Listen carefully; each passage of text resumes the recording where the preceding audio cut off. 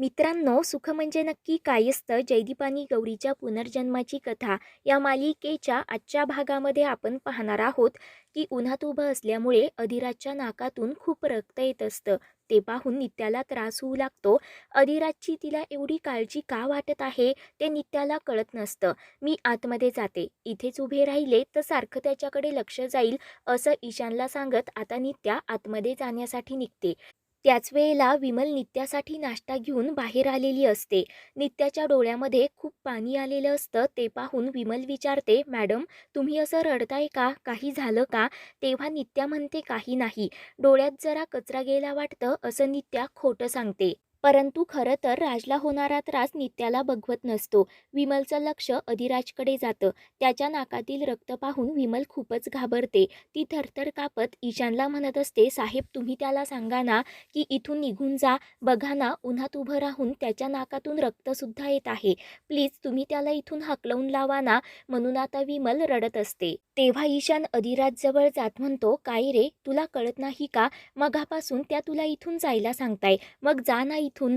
तेव्हा अधिराज चिडूनच म्हणतो, देवी आई आणि माझी आयडी यांच्या शब्दापुढे मी कुणाचंच काही मानत नाही. तर विमल रडतच आतमध्ये जाण्यासाठी निघते. तेव्हा नित्या म्हणते, थांबा मावशी, त्या दिवशी सगळ्यांसमोर मी नाही सांगू शकले.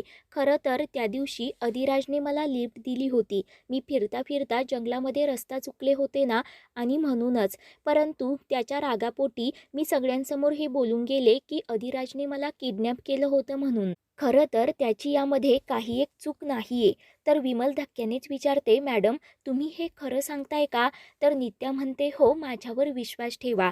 तेव्हा आता विमल राजकडे पाहून खूप रडतच, माझा राजा, माझं बाळ असं म्हणू लागते. तर नित्या म्हणते, मावशी माझ्याकडे फर्स्ट एड बॉक्स आहे, तो घेऊन जा, त्याच्या नाकातून खूप रक्त येतंय ना. तेव्हा विमल म्हणत असते की नाही, त्याची काही गरज नाही, आईच्या पदराने रक्त थांबतं बघा. तेव्हा नित्या म्हणते, मावशी त्याच्या नाकातून खूप रक्त गेलं ना, त्याला सावलीमध्ये आतमध्ये घेऊन या, त्याला चहा आणि काहीतरी खायला द्या, तसंही मलाही चहा हवाच आहे. तेव्हा विमल विचारते, मॅडम पण तुम्ही चहा घेत नाही ना? तर नित्या म्हणते, आज मी तुमच्या हातचा चहा घेईन म्हणते. तर आता विमल खूपच खुश होते. पळतच राजच्या जवळ जाते आणि म्हणत असते, चल सावलीत उभा राहा.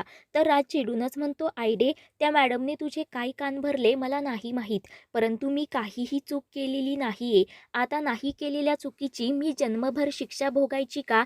तर विमल रडतच म्हणते, अरे तू नाही, मी चुकले. ते ऐकून राज खुश होत विचारतो, आयडे म्हणजे आपली गट्टीफू संपली का? तर विमल म्हणते, हो संपली. तर ते ऐकून राजचा आनंद गगनात मावेनासा होत असतो. तो विमलला उचलून घेत तिला गोल गोल फिरवत असतो. त्यानंतर विमल ही अधिराजला मांडीवर झोपवते आणि स्वतःच्या साडीच्या पदराने त्याच्या नाकाचं रक्त पुसू लागते. ते पाहून आता नित्याच्या डोळ्यांतून आनंद अश्रू वाहू लागतात. दोघांचंही प्रेम पाहून ती खुश होते. तिला खूप छान वाटत असतं. नित्या मनाशीच म्हणते, असं जर मम्माशी माझं रिलेशन असतं ना, तर नियतीच काय, देवीवर सुद्धा मी विश्वास ठेवला असता. त्यानंतर अधिराज आतमध्ये येतो आणि मुद्दामच ईशानजवळ जाऊन बसतो. ईशान लगेच तिथून आतमध्ये निघून जातो. तर नित्या म्हणते, नाकातून एवढं रक्त येत होतं तर डॉक्टरकडे जायचं ना. राज म्हणतो, एवढ्याशा गोष्टीसाठी डॉक्टर कशाला, गुळाचा खडा आणि पाणी, संपलं काम. तर नित्या म्हणत असते, एवढीच जर अक्कल आहे तर अगोदर सावलीत उभं राहायचं होतं ना. तर राज म्हणतो, अगं सावलीतच काय, तर तुझ्या उन्हात उभं राहण्याची सुद्धा माझी इच्छा नाहीये. मी फक्त माझ्या आयडीसाठी इथे आलो आणि तू कितीही माझ्या आयडीचे कान भरवण्याचा प्रयत्न कर, आमच्यामधील प्रेम थोडंसुद्धा कमी होणार नाही. तुला तर खूप छान वाटत असेल ना की माझी आई माझ्याशी बोलत नाही, परंतु आमच्या दोघांमध्ये फूट पाडणं कुणाच्या बापाला सुद्धा जमणार नाही.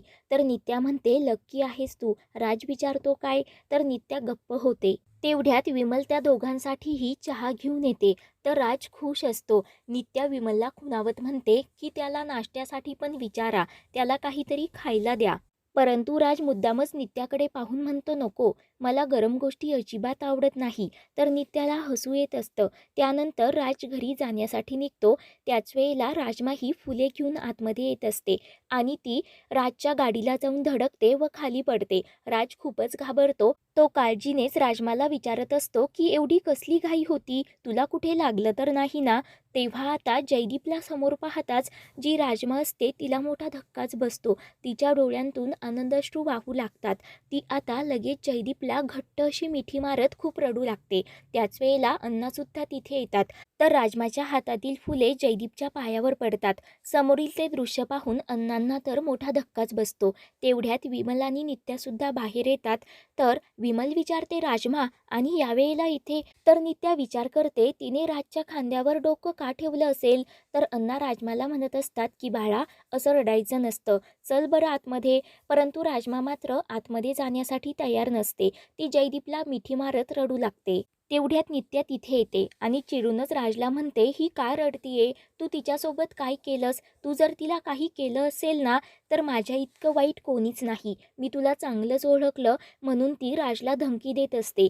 तेव्हा आता राजमा लगेच नित्याचा हात खाली घेते. तिच्या हातातील आणखी 2 फुले आता नित्याच्या सुद्धा पायावर पडतात. तेव्हा राजमा जयदीप आणि गौरी दोघांचाही हात एकमेकांच्या हातात देते आणि त्यावर एक फूल आणि मोरपीस ठेवते.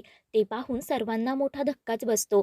तर विमल म्हणते, अण्णा हे काय बघते मी? अहो इतकी वर्ष झाले या मुलीच्या डोळ्यातून एक टिपूस सुद्धा आला नाही. त्या दिवशी तुम्ही म्हणालात ना की मॅडमला बघून ही अचानक रडायला लागली आणि आज माझ्या राजाला बघून ती रडायला लागली. हे कुठल्या जन्मीचं नातं आहे? ते ऐकून आता इकडे दोघांनाही मोठा धक्का बसतो. राज म्हणत असतो, ही कोण आहे? कुणाची मुलगी आहे ही? तर विमल सांगते, अण्णांची लेक आहे. राज विचारतो, मग इतकी वर्ष दिसली कशी नाही? तेव्हा आता विमल म्हणते, ती इथे कुठे असते? दिवसभर डोंगरावर जाऊन बसते, घरी आल्यानंतर स्वतःला एका रूममध्ये कोंडून ठेवते. तर अण्णा म्हणत असतात, राजमा तू आतमध्ये चल. परंतु राजमा मात्र ऐकायला तयार नसते. ती राज आणि नित्याचा हात घट्ट पकडून ठेवते. राज विचारतो, ही बोलत का नाही? तर विमल सांगते, अरे लेका, तिला बोलता येत नाही. लहानपणी तिच्यासोबत काहीतरी घटना घडली तेव्हापासून तिची वाचाच गेली. ते ऐकून राजला खूप वाईट वाटत असतं. तर विमल अण्णांना म्हणते की तिला काहीतरी बोलायचं आहे पण बोलता येत नाही. अण्णा म्हणतात, एकदा तिकडे बघ. तेव्हा राजमाने नित्या आणि राज दोघांचाही हात घट्ट पकडलेला असतो. ती दोघांनाही आतमध्ये घेऊन येते आणि दोघांच्या हाताला किस करत आता प्रेमानेच खूप रडू लागते. ते पाहून अण्णा विमलला मोठा धक्काच बसतो. विमल म्हणते, अण्णा बघताय ना, इतके दिवस आपण किती प्रयत्न केले परंतु पोरीच्या कपाळावरील रेखसुद्धा हल्ली नाही आणि ही यांच्यासोबत कसं वागत आहे? तर अण्णा सांगतात, मलाही काही कळेना झालं. विमल, त्या मॅडम, राज आणि या राजमाचं काय नातं असेल ग? हे सगळं ना कळण्यापलीकडचंच आहे. तर विमल सांगते, अण्णा तुम्ही आता राजला आतमध्ये घेऊन जा. तेव्हा अण्णा म्हणतात, राजमा चल बरं आतमध्ये. राजमा काही पुन्हा ऐकायला तयार नसते. अण्णा म्हणतात, अगं मॅडम मुंबईहून आल्या, त्यांना खूप कामं आहेत, त्यांना त्यांची कामं करू देत. त्या पुन्हा तुला भेटायला नक्की येतील. तेव्हा राज आणि नित्यासुद्धा होकार देतात. तर राजमा उठते. ती जयदीपच्या हातामध्ये मोरपीस तर गौरीच्या हातामध्ये एक जास्वंदाचं फूल देत तेथून निघून जाते. तर आता दोघांनाही मोठा धक्काच बसतो. तर पुढील भागामध्ये आपण पाहणार आहोत की एक साधू बाबा नित्याचं कपाट उचकत असतो. त्याच वेळेला नित्या तिथे येते आणि विचारते, कोण आहेस तू? तेव्हा ते दुसरे तिसरे कोणी नसून शेखरदाजी असतात. ते तेथून पळून जाऊ लागतात आणि नित्याच्या तोंडावर भंडारा फेकतात. परंतु नित्या शेखरदाजींना पकडत केसांचा विग काढून घेते आणि म्हणते, तूच आहेस ना तू जो माझ्यावर सारखा वॉच ठेवत होता? काय हवंय तुला? तेव्हा शेखरदाजी म्हणतात, गौराबाई, अहो तुम्ही मला ओळखलं नाही का? अहो मी तुमचा भाऊ शेखरराव. तर आता पुढील भागांच्या अपडेटसाठी चॅनलला सबस्क्राईब करा.